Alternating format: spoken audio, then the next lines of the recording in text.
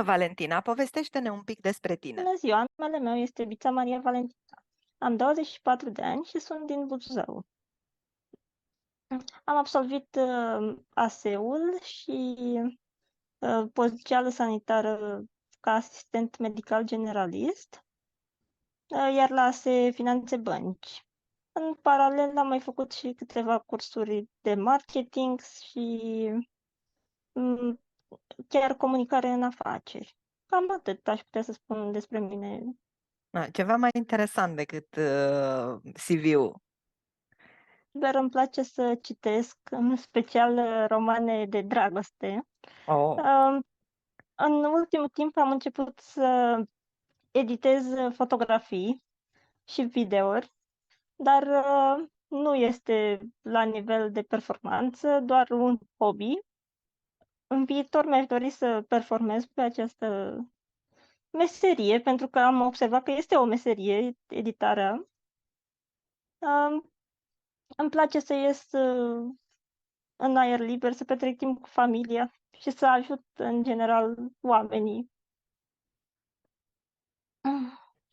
Nu știu, uh, sunt genul de persoană care îmi place să se implice în proiecte. Asta e foarte frumos. Povestește-mi cum ai aflat de Academia Aris și ce te-a făcut să ne contactezi și să te înscrii.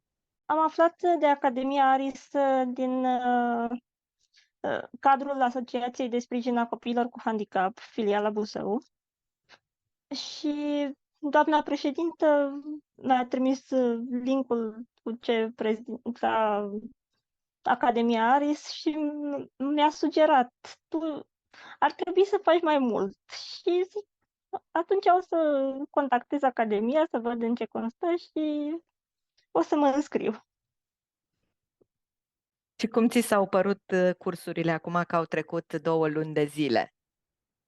Foarte accesibile și chiar am ce învăța, deoarece eu, de exemplu, momentan am participat la toate care au fost și din toate am avut ce învăța.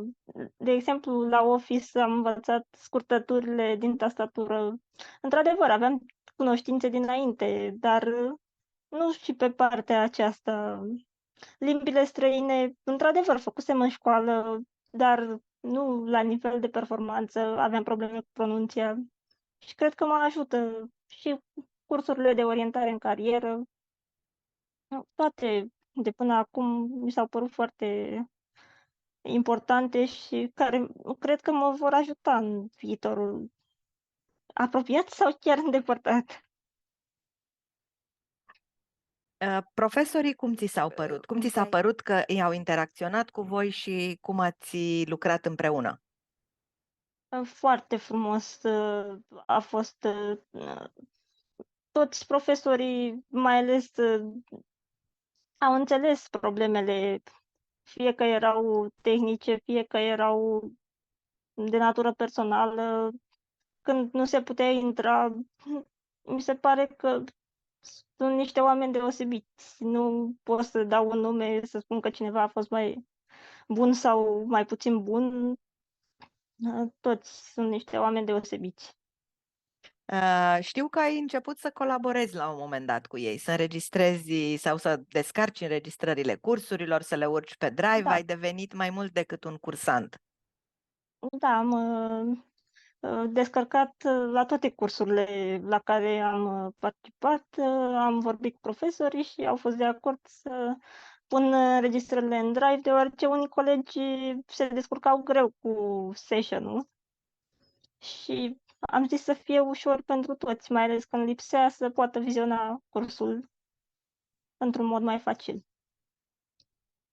Ce așteptări mai ai de la Academia Aris? Ce vrei să se mai întâmple în viitor? Ce cursuri te mai interesează să audiezi? Nu știu, în viitor, dacă ar fi neapărat. Știu că va fi cursul de fotografie pe care îmi doresc să îl accesez.